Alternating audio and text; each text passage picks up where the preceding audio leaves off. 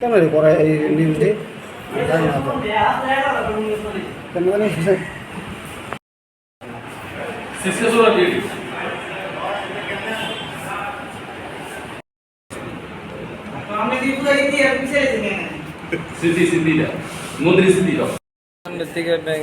rubber scrap like the DG video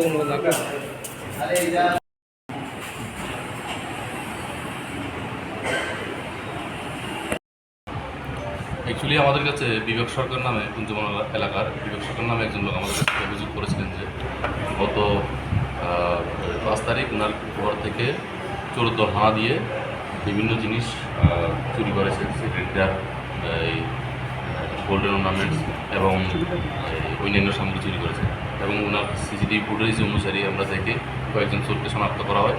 শনাক্ত করার পরে ওদের সঙ্গে আরও অন্যান্য কারা জড়িত আছে আমরা সার্চ করতে থাকি এবং ইন দ্য মিন টাইম আরেকটা কমপ্লেন আসে আমাদের কাছে, এই যে আসাম রাইফেল এই মন্দির এবং কুমারডিলা কালী মন্দির থেকে বিভিন্ন জিনিস চুরি হয়েছে, মন্দিরের ঘণ্টা এবং অন্যান্য জিনিস এবং এই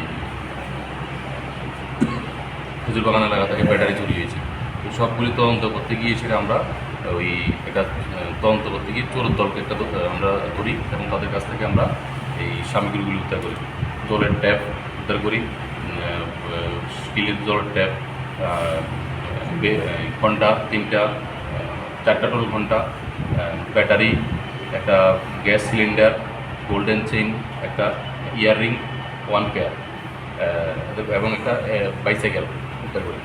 উদ্ধার করার পরে যদিও এইগুলি ওদের স্বীকারোক্তি মূলে আমরা যেই ওরা বিক্রি করে যার কাছে একজন নাম হলো গিয়ে রাকেশ সরকার, রাধানগর এলাকার, ওর দোকানে গিয়েই আমরা মূলত এই ওয়াটার চুরি সামগ্রীগুলি আমরা তাদের উদ্ধার করি এবং আমরা টোটাল মোট 9 জনকে আমরা উদ্ধার করি। রাকেশ সরকার সহ টোটাল 9 জন চোর আমরা গ্রেপ্তার করি আমরা থানাতে নিয়ে আসি এবং আজকে আমরা মাননীয় আদালত প্রদান করব।